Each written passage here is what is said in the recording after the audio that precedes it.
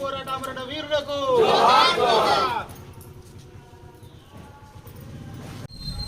తెలంగాణ రైతాంగ సాయుధ పోరాటోత్సవాలు 76 సంవత్సరాలు జరిగి 76 సంవత్సరాలు గడుస్తున్నది. ఈ సందర్భంగా తెలంగాణ భారత కమ్యూనిస్టు పార్టీ రాష్ట్ర పార్టీ పిలుపు మేరకు సెప్టెంబర్ 11 నుంచి 17 వరకు తెలంగాణ సాయుధ పోరాట వార్షికోత్సవాలు జరుపుకుంటున్నాం. అందులో భాగంగా ఈరోజు చివరి రోజున మొహమ్మద్ కాసిం బస్తీ లోపల ఈ జెండాను ఆవిష్కరించడం జరిగింది.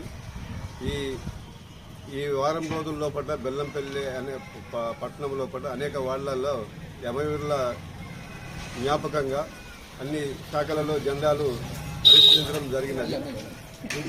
ఈ పోరాటం తెలంగాణ ప్రజల బానిసత్వం నుంచి పోరాటం దాదాపు ఆంధ్ర మహాసభల పేరుతోటి ఇంకా అనేక పద్ధతులలో జరిగింది. అది 1938 సంవత్సరంలోనే ప్రారంభించడం జరిగింది. అయితే ఆ క్రమంలో తెలంగాణ రాష్ట్రంలో 7 నవాబులు పరిపాలించిండ్రు.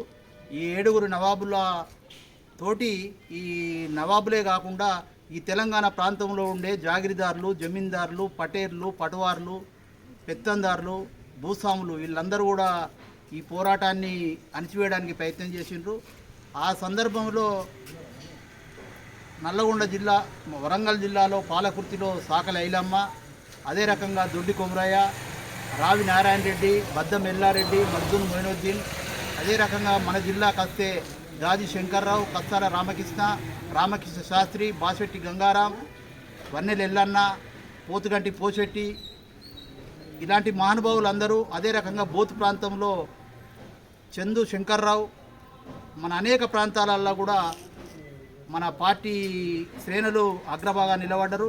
అదే రకంగా ఇటు మన బెల్లంపల్లి ప్రాంతానికి వస్తే లంబడి తండ సాయుధ పోరాటాల కేంద్రంగా వాసిల్లింది మన బెల్లంపల్లి మండలంలో ఉన్న లంబడి తండ.